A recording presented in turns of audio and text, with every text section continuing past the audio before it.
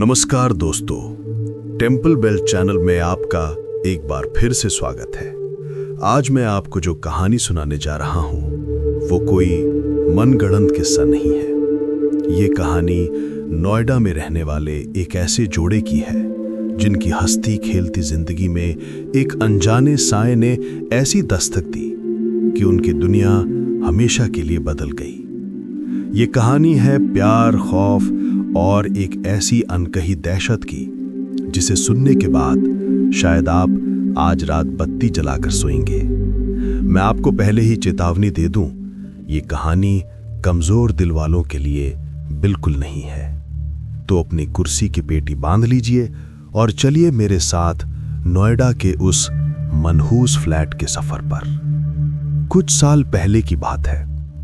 अंकित एक software engineer जो नोएडा की एक बड़ी मल्टीनेशनल कंपनी में काम करता था, और प्रिया एक टैलेंटेड आर्टिस्ट जिसकी जिंदगी रंगों और कैनवस के इर्द गिर्द घूमती थी। दोनों ने हाल ही में शादी की थी। एक दूसरे से प्यार, एक दूसरे के सपनों का सम्मान, उनकी दुनिया बिल्कुल परफेक्ट लगती थी। दिल्ली की भागदौड़ और शोरगुल से दूर वो एक ऐसी जगह चाहते थे जहां सिर्फ उनका छोटा सा संसार हो। कई हफ्तों की तलाश के बाद उन्हें सेक्टर 137 की एक हाई राइज सोसाइटी में 3 BHK फ्लैट मिल गया। 14वीं मंजिल पर बना यह फ्लैट बिल्कुल नया था, और सबसे हैरान करने वाली बात उसका किराया मार्केट रेट से आधा। अंकित ने सोचा, वाह, ये तो हमारी किस्मत है, इतना शानदार घर, वो भी इतने सस्ते में। लेकिन किस्मत का दूसरा नाम हमेशा खुशकिस्मती नहीं होता। कभी कभी किस्मत बदनसीबी का दरवाजा खोल देती है। शिफ्टिंग के दिन दोनों बहुत खुश थे। अंकित बार बार बालकनी से बाहर झांकता, देखो प्रिया, पूरा शहर हमारे पैरों तले है। प्रिया हंसते हुए बोली, हाँ बहुत अच्छा है, लेकिन तुम्हें लगता है घर में थोड़ी अजीब सी ठंडक है? अंकित ने हंसकर टाल दिया, अरे नया घर है, अभी तो खाली है, सामान भर जाएगा, लोग रहेंगे, सब ठीक हो जाएगा। लेकिन सच ये था कि वो ठंडक सिर्फ मौसम की वजह से नहीं थी। वो ठंडक थी हवा में छिपे किसी अदृश्य साए की। पहले कुछ हफ्ते बिल्कुल परफेक्ट थे। घर सजाना, दोस्तों को बुलाना, बालकनी में बैठकर चाय पीना, सब कुछ फिल्मी लग रहा था। फिर एक रात बेडरूम की लाइट अचानक टिमटिमाने लगी। अंकित ने सोचा वोल्टेज का इशू होगा, लेकिन वही लाइट रोज रात को लगभग उसी वक्त टिमटिमाने लगती थी। कभी उन्हें लगता जैसे किसी दूसरे कमरे में कोई चल रहा है। फर्श पर दबे पांव के निशान जैसे टक टक टक, लेकिन जाकर देखने पर वहां कोई नहीं होता। प्रिया डरने लगी थी। वो कहती, अंकित, मुझे लगता है ये घर हमें स्वीकार नहीं कर रहा। अंकित हर बार उसे बहनाता, अरे ये सब तुम्हारे वहम हैं। लेकिन दोस्तों, कभी कभी वहम ही वो दरवाजा होता है जिसके पीछे असल डर छिपा होता है। एक रात करीब 2:30 बजे अंकित की नींद अचानक खुल गई। उसे लगा जैसे कमरे में कोई धीमी धीमी धुन गुनगुना रहा है। उसने देखा प्रिया नींद में बैठी है, उसके होंठ हिल रहे हैं। वो कोई जानी पहचानी धुन नहीं थी, एक बेसुरा, अजीब और असहज करने वाला गुनगुनाना। अंकित ने हिलाकर कहा, प्रिया क्या हुआ, कोई बुरा सपना देख रही हो? प्रिया ने नींद में आंखें खोली, क्या मैंने कुछ किया? अंकित, तुम गा रही थी। प्रिया, मुझे कुछ याद नहीं। और फिर वो सो गई। लेकिन अंकित पूरी रात उस अजीब धुन के बारे में सोचता रहा। धीरे धीरे प्रिया बदलने लगी। वो प्रिया जो हमेशा हंसती थी अब चुप चुप रहती। कभी घंटों बालकनी में खड़ी रहकर नीचे शून्य में देखती रहती। उसने अपनी पेंटिंग बंद कर दी थी। कैनवस धूल खा रहे थे। अब वो सिर्फ एक डायरी में अजीब अजीब निशान बनाती रहती। निशान जो किसी भाषा जैसे लगते थे, लेकिन कोई भाषा नहीं थे। वो आकृतियां किसी शैतानी प्रतीत जैसी दिखती थीं। अंकित डरने लगा था। उसे लगा शायद नई जगह, नए माहौल की वजह से डिप्रेशन हो। लेकिन फिर एक रात उसने प्रिया की आंखों में कुछ ऐसा देखा जो इंसान की आंखें नहीं होती। उस रात अंकित ऑफिस से देर से घर लौटा। सारी लाइटें बंद थीं। उसे लगा प्रिया सो गई होगी। उसने धीरे से बेडरूम का दरवाजा खोला। कमरे में अंधेरा था। चांदनी खिड़की से छन कर आ रही थी। अंकित का दिल धक धक करने लगा। बिस्तर खाली था। प्रिया कोने में जमीन पर बैठी थी। वो अपने नाखूनों से फर्श खुरच रही थी। घर घर। अंकित ने कहा, प्रिया, तुम वहां क्या कर रही हो? प्रिया ने खुरचना बंद कर दिया और फिर धीरे, बहुत धीरे अपनी गर्दन घुमाई। लेकिन दोस्तों, उसकी गर्दन इंसान की तरह नहीं मुड़ी। वो इतनी टेढ़ी हो गई कि किसी भी हड्डी का टूटना लाजमी था, लेकिन वो टूटी नहीं। उसका चेहरा चांदनी न सफेद, बेजान। उसकी आंखों में कोई पुतली नहीं थी, सिर्फ सफेदी, और उसके होठों पर एक भयानक मुस्कान। प्रिया खुरदुरी मर्दानी आवाज में बोली, वो अभी तक नहीं आया जिसका मुझे इंतजार है। अंकित चीख पड़ा। उसने जल्दी से लाइट जलाई। जैसे ही रोशनी फैली, प्रिया धड़ाम से गिर पड़ी, बेहोश। जब होश आया, उसे कुछ याद नहीं था। उसने मासूमियत से कहा, मैं तो सो रही थी। लेकिन अंकित समझ गया था, यह डिप्रेशन नहीं था, यह कुछ और था, कुछ जो इंसान की समझ से बाहर था। अगले दिन अंकित मंदिर से एक लॉकेट लाया। उसने सोचा शायद इससे प्रिया सुरक्षित रहे। लेकिन जैसे ही उसने लॉकेट उसके गले में डालना चाहा, प्रिया ने एक जंगली जानवर की तरह हमला कर दिया। प्रिया भारी आवाज में बोली, दूर कर इसे मुझसे, यह मुझे जला रहा है, मैं तुझे मार डालूंगी। उस दिन प्रिया की ताकत इंसानी ताकत से कई गुना ज्यादा थी। उसने अंकित को धक्का देकर फर्श पर गिरा दिया। लॉकेट जमीन पर टूट गया। अंकित कांपने लगा। अब उसे अपनी ही पत्नी से डर लगने लगा था। और दोस्तों, यहीं से शुरू होता है खौफ का असली खेल। यह तो बस शुरुआत थी, असल डर अभी बाकी है, क्योंकि अब प्रिया के शरीर में वो आत्मा पूरी तरह से अपना घर बना चुकी थी। रातें अब पहले जैसी नहीं रह गई थीं। अंकित को लगने लगा था कि उसकी जिंदगी किसी अंधेरी खाई में फंस गई है, जहां से बाहर निकलने का कोई रास्ता नहीं। प्रिया का चेहरा, उसकी आवाज, उसकी हंसी, सब कुछ बदल चुका था। दिन में प्रिया कभी कभी सामान्य दिखती, लेकिन जैसे ही रात उतरती, वो एक अजीब सन्नाटे में खो जाती। उसकी आंखें लाल होती, होठों पर कोई अनजानी फुसफुसाहट तैरती रहती। कई बार अंकित को लगता जैसे वो किसी अदृश्य शक्ति से बातें कर रही हो।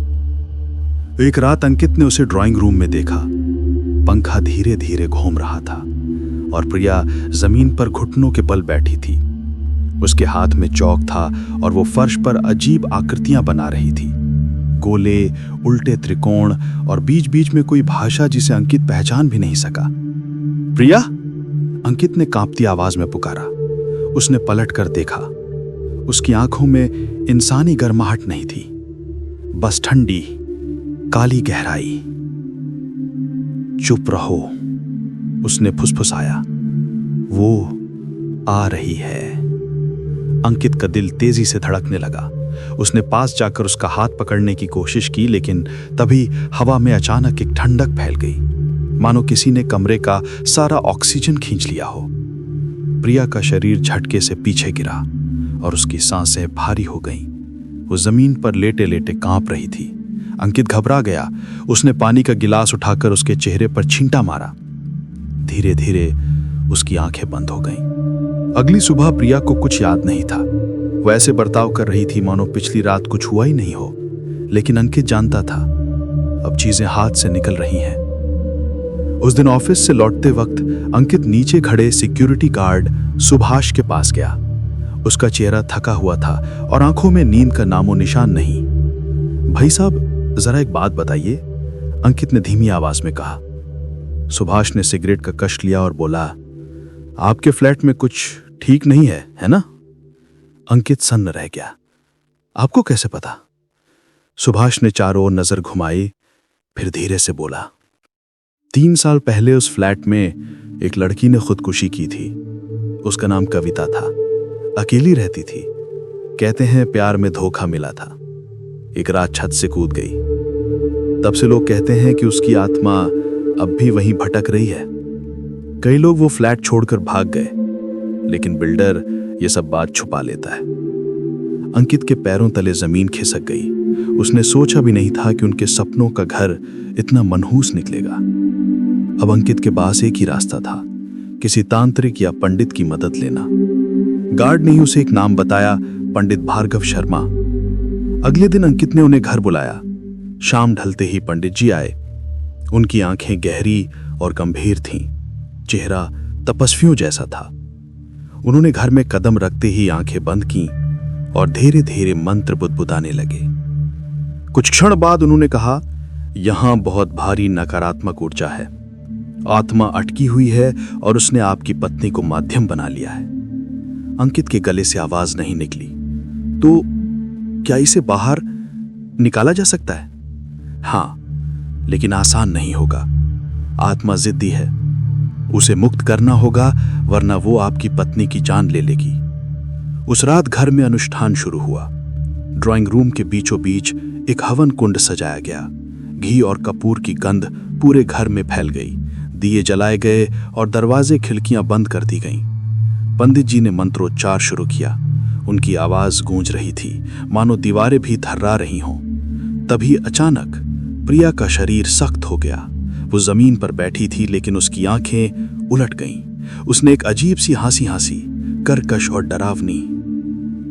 तुम्हें लगता है तुम मुझे निकाल दोगे? उसकी आवाज बदल चुकी थी। वो प्रिया की आवाज नहीं थी, बल्कि किसी बूढ़ी औरत जैसी गहरी और खुरदुरी। अंकित की रूह कांप गई। पंडित जी ने और तेज मंत्र पढ़े। तभी एक जोरदार धमाका हुआ। कमरे का पंखा अपने आप घूमते घूमते टूटकर गिर पड़ा। प्रिया का शरीर अचानक हवा में उठ गया। वो 2 फुट ऊपर तैर रही थी। हाथ पांव बेतहाशा हिल रहे थे। अंकित चीख पड़ा, लेकिन पंडित जी ने उसे रोका। डरना मत, ये उसकी आखिरी कोशिश है। हवा में और ठंडक और भारी हो गई। पंडित जी ने हवन कुंड में लाल मिर्च और कपूर डाला। धुआं पूरे कमरे में फैल गया। प्रिया ने चीख मारी, इतनी भयानक कि खिड़कियों के शीशे चटक गए। मुक्त हो जा, मुक्ति पाले, पंडित जी दरज कर बोले। कुछ ही देर में प्रिया का शरीर जमीन पर गिर पड़ा। वो बेहोश हो चुकी थी। कमरा शांत हो गया।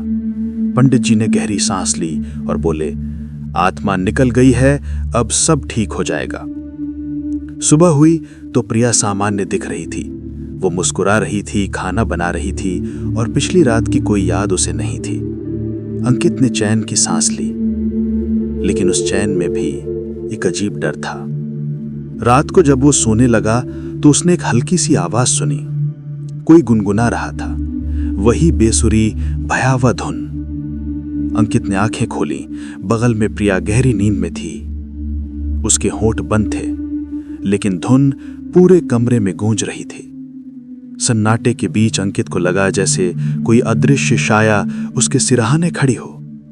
और तभी कानों में एक फुसफुसाहट गूंजी, मैं अभी गई कहाँ हूं?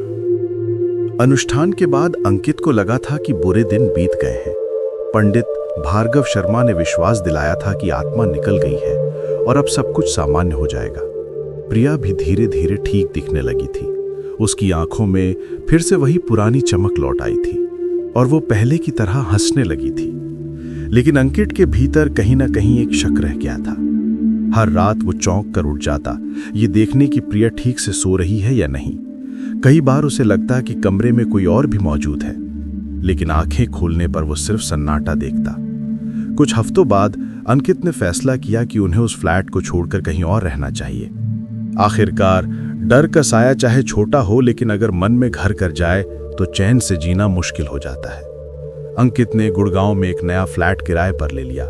शहर बड़ा था, लोग व्यस्त थे और यहां आते ही उसे लगा जैसे पिछली सारी डरावनी बातें पीछे छूट गई हों। प्रिया भी खुश थी। वो नए घर को सजाने में लग गई थी। दीवारों पर रंगीन पेंटिंग्स, बालकनी में फूलों के गमले और लिविंग रूम में नया फर्नीचर। अंकित को लगा जैसे अब सच में जिंदगी पटरी पर लौट आई है। लेकिन रातें अब भी अलग थीं। कभी कभी सन्नाटे में अंकित को लगता जैसे कोई उसे घूर रहा है। कई बार उसे सपनों में वही लड़की नजर आती, बिखरे बालों वाली, खून से लथपथ, जिसकी आंखें शून्य में गड़ी रहती। हर सपने में वो और पास आती, जैसे कोई अनकहा संदेश देना चाहती हो। एक शाम अंकित ऑफिस से लौटा तो देखा कि प्रिया बालकनी में खड़ी है। उसकी नजर सामने वाले टावर की छत पर गड़ी थी। अंकित पास गया तो पाया कि वो बुदबुदा रही थी, बस एक छलांग और सब खत्म। अंकित के पैरों तले जमीन खिसक गई। उसने जोर से उसे पकड़ लिया। प्रिया, तुम क्या कह रही हो? प्रिया ने चौंक कर उसकी तरफ देखा, मानो गहरी नींद से जागी हो। मैंने कुछ कहा? उसके चेहरे पर मासूमियत थी, लेकिन अंकित ने साफ सुना था। रात के 2 बजे अंकित जागा। कमरे में घना अंधेरा था, बाहर हल्की सी बारिश हो रही थी। तभी उसने फिर वही बेसुरी धुन सुनी। उसने करवट ली। प्रिया गहरी नींद में थी। उसके होंठ बंद थे, लेकिन धुन कमरे की दीवारों से टकरा रही थी, जैसे कोई अदृश्य गायक उसकी आत्मा को बेध रहा हो। अंकित का गला सूख गया। उसने धीमे से लाइट ऑन की, पर लाइट झपकी और तुरंत बंद हो गई। उसने महसूस किया कि कोई उसके पीछे खड़ा है। धीरे धीरे उसने गर्दन घुमाई और आईने में देखा। आईने में सिर्फ अंकित नहीं था, उसके बगल में एक और चेहरा था। वही लड़की, कविता। उसके होंठों पर डरावनी मुस्कान थी और आंखों से खून टपक रहा था। अंकित ने चीखना चाहा, लेकिन उसकी आवाज गले में ही अटक गई। आईने में कविता ने सिर झुकाकर फुसफुसाया, मैं कभी गई नहीं थी। अगले कुछ दिनों में प्रिया का व्यवहार और अजीब हो गया। कभी वो घंटों आईने के सामने बैठी रहती, खुद से बातें करती। कभी किचन में सब्जी काटते काटते अचानक रुक जाती और खाली आंखों से चाकू को देखती रहती। एक रात अंकित ने देखा कि वो खिड़की पर खड़ी है, लेकिन उसके पैर जमीन पर नहीं थे। वो हल्की सी हवा में तैर रही थी। अंकित के होश उड़ गए। उसने दौड़कर उसे पकड़ना चाहा, लेकिन जैसे ही उसने हाथ बढ़ाया, प्रिया का चेहरा बदल गया। उसकी आंखें पूरी तरह काली हो गई और उसने गुर्राते हुए कहा, तुम बचकर कहां जाओगे? अब वो सिर्फ मेरी है। अंकित पीछे हट गया। उसके पैरों के नीचे ठंडक फैल गई, मानो जमीन बर्फ से बनी हो। अंकित ने पंडित भार्गव शर्मा को फिर फोन करने की कोशिश की, लेकिन उनका नंबर स्विच ऑफ आ रहा था। वो अलग अलग मंदिरों में गया, लेकिन हर बार जब वो किसी पुजारी को घर बुलाना चाहता, कोई न कोई रुकावट आ जाती। या तो वे बीमार पड़ जाते या फिर आखिरी वक्त पर मना कर देते, मानो कोई अदृश्य शक्ति चाहती हो कि अंकित अकेला ही इस लड़ाई में फंसा रहे। उसके ऑफिस का काम बिगड़ने लगा। नींद गायब हो गई, चेहरे पर थकान और आंखों के नीचे काले गहरे घेरे। कभी कभी वो खुद को आईने में पहचान भी नहीं पाता। एक रात अंकित ने सपना देखा। सपने में वो उसी पुराने फ्लैट में था। दीवारों पर खून बह रहा था और छत से किसी के झूलने की आवाज आ रही थी। उसने ऊपर देखा तो कविता रस्सी से लटके हुई थी, लेकिन जैसे ही उसने ध्यान से देखा, वो कविता नहीं थी, प्रिया थी। अंकित चीखते हुए जाग गया। उसके माथे पर पसीने की बूंदें थी।